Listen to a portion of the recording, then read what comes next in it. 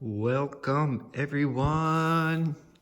So today we're gonna do another copper wire tree, and the format for this video is gonna be a little different. As you might have noticed, you've got my voice, and I'm gonna do this instead of the captions just for this one video for now. Just trying it out, trying new things. You know, new YouTube channel means I have the freedom to be a little bit inconsistent and experiment in this way. And anyway, let's dive into it.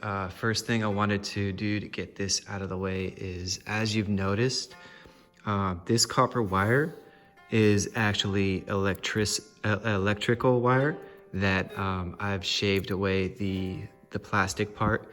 The other end of this is right here actually, and as you can see, it's completely shaved of that plastic. So now that we got that out of the way, literally gonna be throwing that plastic part out of the way. I don't think I'll be needing all of this wire,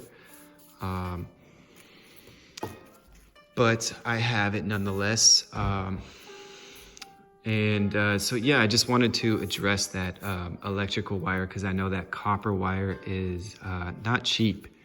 And so I recommend to any of you, I think most of us probably, whether we're aware of it or not, might know of at least one electrician or somebody that works with copper wire for like an industrial purpose. And so, you know, if you can work out a deal or get a favor from your local friendly neighborhood electrician, as I've done, you can actually save a lot of money on material this way. And the other cool thing is, as you can see, like the copper wire, once it's been stripped of its plastic, you can see it's actually multiple wires that are all already pre-wrapped into each other. So I hope that you can find that tip helpful, as I certainly have. And then the other thing that I want to get out of the way before we get started, pun intended, because I've actually already started, and that's the thing that I want to address. This is just a bunch of scrap wire that I've had from, you know, over the years of many projects. You might have seen the other YouTube short that I did where I made a copper wire tree, and the first thing is like, what to do with all the scrap wire? Well, I've just kind of wrapped it in with itself. Some of these wires are, you know, just an inch thick, but you know, you get enough of them, and then you got 2 inches by wrapping 2 together, and 3, and so on and so forth. And you know, suddenly you've got an entire foundation or a basis for the tree, for what we're gonna do today. So that's why I've got this already started, and I did not record that because that's a very time-consuming process. You know, maybe 2 hours or an hour's worth of work just to get here with all the different wires. And then as well, you can see like different size, different gauge wires, and in fact, there's even like some gold brass wire. I think there's even a few sterling silvers in here as well. So it's just junk or scrap wire that I've just pre-wrapped into this tree. And so we'll set that aside for now, and let's get started. So what we start with is a river stone or a smooth stone. I like to use smooth stone for just because it looks nice. You can use whatever kind of stone, or it doesn't even have to be a stone, but some kind of strong support foundation. Not support, sorry, I got distracted. Foundation rock. And then what we're gonna do is, I've got this, I'm not sure what gauge this is, because this is, gifted electrician's wire. Might even be a few different size gauges. But what I'm gonna do is just one by one unravel. Actually, I'm only gonna be unraveling one wire.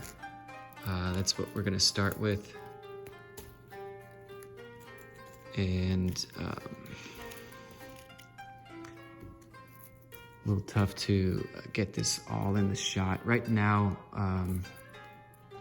maybe until I get a higher quality camera or some kind of other, really what I need is a better workstation. But for now, just using what we got. So I've got my one wire, and I want to kind of size up the stone and then create a circular ring. The size should be slightly smaller than the surface area of one side of the stone, so it actually ended up just like kind of double wrapping. It doesn't have to be double wrapped, just so long as you have enough wire to create a circle and loop. And then to tie the ends, what I'm going to do is get my pliers here and just weave and wrap the wire around so that it's just kind of tied into place, right? And it doesn't need to look pretty or anything either, because it's gonna be, this part will not be seen once the tree is complete. It's gonna be on the bottom. All right, so I got the wrap done, and even dare I say, like, you don't even need to necessarily focus so much on having those points or those pricks, you know, folded in. They don't necessarily need to. They're not going to be poking anybody just by poking out. So there, I got my ring, and then unfortunately, it's actually a little bit larger still than what I needed.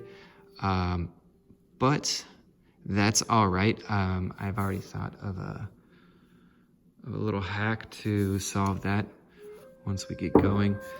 And then, all right, so from there, I'm gonna take the rest of these wires and unfold them, unwrap them,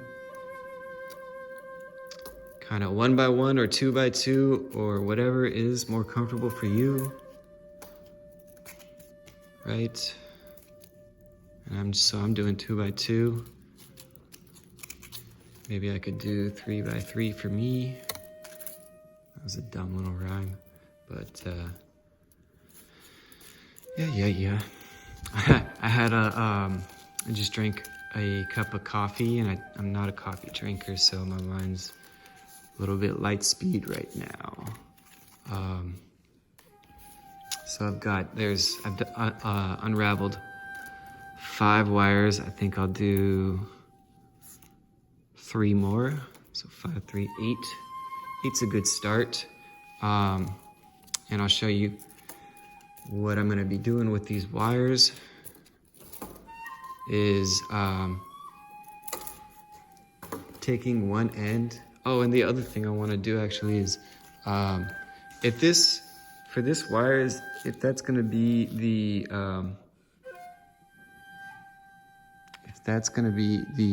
height, then for these wires, I kind of want them to be more or less that same size.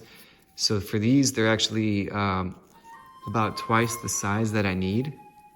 So I will find the approximate middle.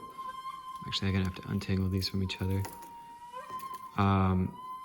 In order to better preserve my pliers, I clip, because my pliers have, you know, if you've seen my videos before, I've addressed this in many of my videos, that the reason why I love these pliers is because they're needle nose pliers, so they have the fingers, but then they also have this, you can see that flat square, and then as well, another flat square here. And it's like a flattener. When you clamp down on the wire, it'll flatten and smooth it out.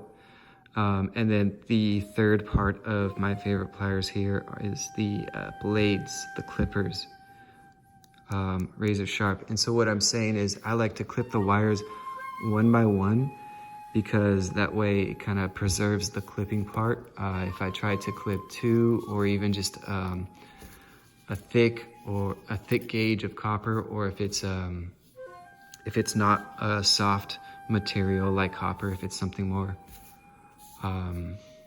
dense or strong, then as I clip, it will actually chip. Like if you're familiar with like a machete or a knife, you know, it will dull itself over time. That's the word I'm looking for, is dull. So clip 2, I clipped 1 into 2, and then I'll do boom, another one right there. So now I've got 4. I got 1 more that I'll clip. And so there I've got 6. You know, I'll do one more, why not? And so here we are. And I can feel right away, actually. So this is what I'm talking about with electrician's wires, that not always consistently all the same gauge. And with this last wire, I could feel that its gauge was actually a little bit higher. So it's a thinner wire. But that's not a big issue for what we're doing today. And so the next step, I've got my ring, and you could think of it as like a sun, right? So you've got your circle for the sun, and I mean sun in the sense of like, you know, a third grader's drawing of a sun. And so I'm just taking one of the ends there and wrapping it so that it's grabbing the ring. I actually did not do a very good job of that, so let me redo it. As you can see, there's that hook there. And I'm gonna take that hook and just fold it around. Right? And then nothing fancy. Just enough so that there we've got like one of the arms of the sun, or fingers, or however you want to call them. And then, you know, give a little space, and then just do the same thing and attach a secondary finger.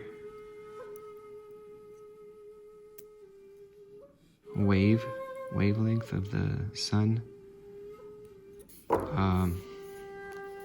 There, so you got 2. And I'm just gonna work my way around the whole ring, just doing that same thing.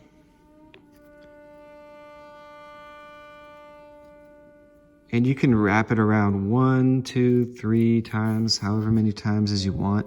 It's not so important, just as long as it's enough that if you pull on the wire, it's not gonna come undone. That's what's important. All right. So for this one, I actually ended up, for the other 2, I just wrapped around twice. For this one, had a little bit more length. Didn't want that poking out quite so much, so and that's what I'm saying with the flat part. I love the flat part because it helps push those pointy ends, helps fold those inside so they're not pointing out. When you're making copper wire jewelry or any kind of wire jewelry, it's a really potentially dangerous thing to have any wires poking out, because if somebody's wearing that jewelry and then that pokey wire pricks them, it's, you know, you're gonna create an open wound. And if it's an old piece of jewelry, especially for copper, you're leaving your person wearing the jewelry could potentially become susceptible to something like tetanus or infection.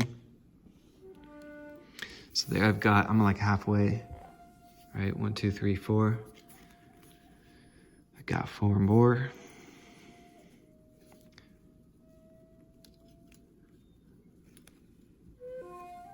And, you know, something I'll address in this video, because I noticed it happening to me. you see how that's an effect of, you know, my naked skin on my fingers contacting the copper and working with the copper. It's like I think it's like a chemical reaction or something that the properties of copper have an effect on the skin. It kind of wears the skin away. It could also be like as a guitar, like with a guitar, the strings on the guitar, if you don't use a pick and you're just using your fingers, it's gonna blister up or chap the skin on your fingers a little bit. So I'm resistant to the, I've thought about it using like gloves or something as a protective measure, and I'm resistant to it for now. Because I can still, you know, if my fingers start to get like this, actually that's in part why I will take breaks and I don't do the wire wrapping every day. It's just to kind of give my body a rest, give my fingers some time to heal. Right, so there we got 7, and then just attach one more right here, and then as you can see, it's like that 3rd grader sun, drawing of a sun. So I'll just attach that last finger, solar finger. And really, if anything, you just want to get get it so that the points are all pointing inwards instead of outwards, because if they're outwards, it's potentially could prick somebody who's if they're not aware of the pricks or the safety hazard, then they might poke themselves. Less likely so if the pokes are inward as opposed to outward. All right, and you can see, so I've got my sun. I place the stone on top.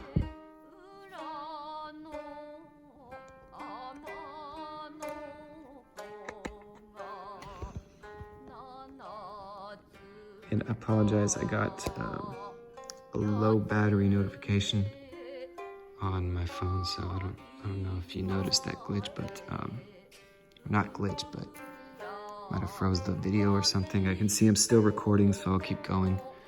But that's what happened in that last 2 seconds there. That's why I stopped. All right, and so as you can see, I'm just folding all the fingers or the wires upwards.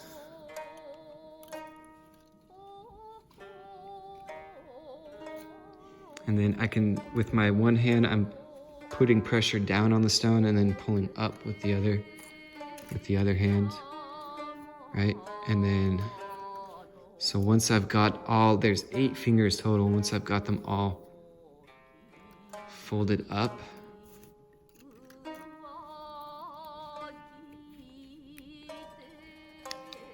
good amount, right? And then I'm actually gonna take this, you don't need to have this, that's not necessary. I'm just gonna do it because I just happen to have it. What I'm gonna do is just put that in the middle, and then, so I've got it so that with my thumb and my finger here, and even my middle finger on the other side, I've got it all so that all the wires are pinched together. And then with my other hand, just gonna start rotating.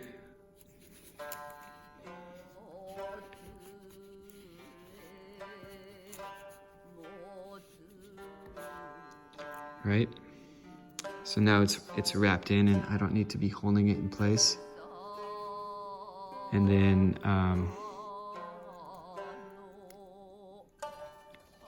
and actually, if you look closely, it's very noticeable the difference between the 8 new folds and how I've been folding in it. It's actually going in the opposite direction. So if you are able to, as the viewer, to go back, you kind of want to keep it to go. It looks better if it's all going in the same direction. So you can see these wires, they're all wrapping in in this spiraling direction, and then these new fingers, they're spiraling in the opposite direction. So it looks better if they're all wrapping consistently in one direction. For this specific one, it's just examples, so it's not so important to me. But here I'll show you what I mean. Is you can see how it's like it's creating this X cross, and I mean that's its own style. If you want to do that, you can, but I just think that if they're both wrapping around the same direction, it looks better. It's more visually and aesthetically pleasing. And so I'm just gonna take this finger, keep wrapping it, and then once I get to readjust the camera, so here's where that wire left off. It's that little point poking out. And so what I did is I just folded it in, and then with the finger just really push down and tuck it in. So there you go, it's gone. It's not poking out anymore. And then I'm just gonna grab the next wire and do the same thing, start wrapping it around.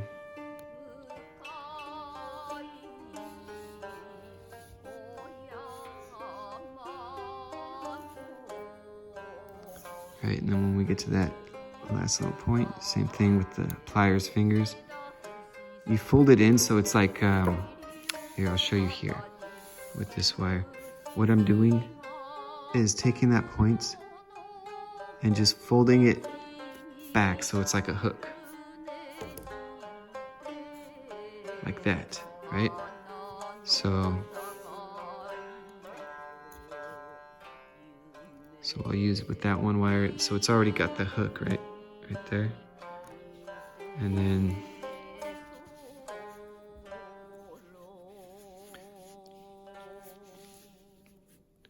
just wrapping and spiraling upwards. There's a lot of ambiguity too. Like for example, if this wire was a little bit longer, at this point I would have the option here I could start wrapping it around this branch or continuing upwards. In this case, I'll wrap around the branch, right? And then once I get to that hook, with the fingers,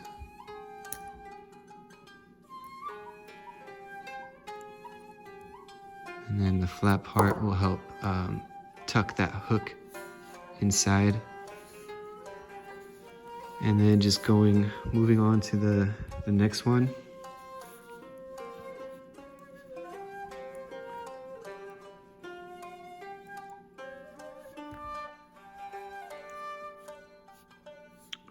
Wrap.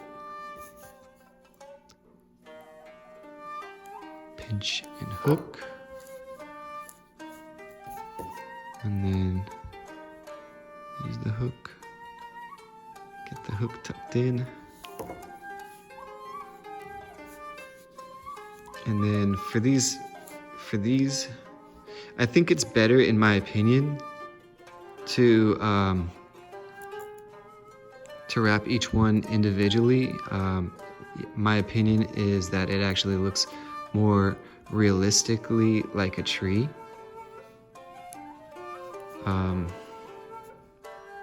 Because nature is perfectly imperfect.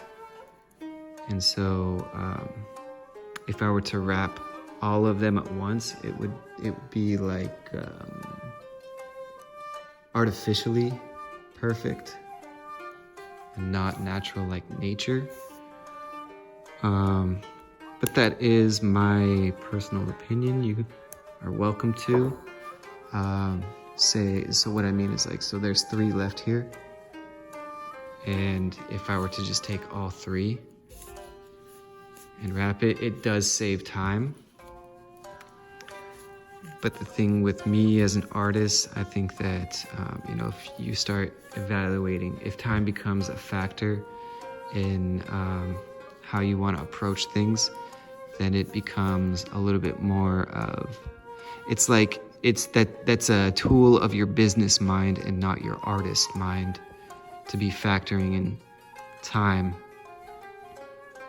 the time it takes to create the piece. Whereas I find more of the artist's beauty in the experiment and the experience, and not so much in quantifying the progress using time. Because what's the hurry? What's the hurry in completing it, if not for to get it done so that you could get it out on the market and make it sale? So that's the basics of it. Now this is, there's another tree back there. So that's kind of a finished product. And then as well, we have another finished product here. And actually, well, I'll show you on this one, you can see, so these are like individual electrician wires that I used. And then I had a flat stone that I wrapped. I don't want to, it's kind of, this was a little sensitive project, so I don't want to, as you can see, like some of these stones are loose. What I did is I had a flat stone that I did the same, like, you know, base sun, and then added these ones on top. And then after that was all complete, what I did is I took some clay and molded it so it looks more like the roots are coming out of the ground. And then to make it more look like, to make that clay look more like ground, is I added actual like stones that I collected from the hiking trails. Some obsidian here, you can see some amethyst. Obviously I threw those amethysts in, not ones that I found. I got them online, I guess is what I'm trying to say, or you know, from the market, not something that I found naturally in the earth. But I threw those in just because it looks a little bit more beautiful. And then as well, so it was like an orangish clay, and when it dried, it didn't look more as natural as I had hoped. So what I did is I took some green paint, kind of made it have like this mossy effect. And this is an old one, so like this is a stone used to be here, but it fell out. Same things here. You know, it's an older project. And so this is what I mean, like, you know, you have different electrical wires, and I think I decided to be more like business minded and in a hurry, wanted to just get it done. And that's why it has this look to it, which is its own style. But as I and it looks good too. But I prefer, it's personal opinion, that I like this look better. And so this is the basics for the how to create the wire wrap tree. And then you know, it's not complete, but I will stop here in a minute. To complete the project, I just add these wires and just keep adding more and more. And so the last thing I'll show you is the bottom hook. And I showed this in the last video as well. What the bottom hook is just a method for attaching more wire once you've already got your base here. A little bit of a wider hook, and then I'll find a way to attach that so that it's hooked on the bottom. And then, as you can see, I'm going in the opposite direction once again. And then just, so it's hooked on the bottom, it's like anchored in there. And then that way I can wrap around. Because if it wasn't hooked, then how the wire would want to act is, even though I'm spiraling it around, as I pull upwards, it just pulls the whole wire, and it's loose. It wouldn't stay attached at the bottom there. And then so I just keep wrapping all the way up top. And then you could even here just decide like, well, you know, adding another branch, boom. And that is the basics for how to do the wire wrap tree. Thanks for tuning in.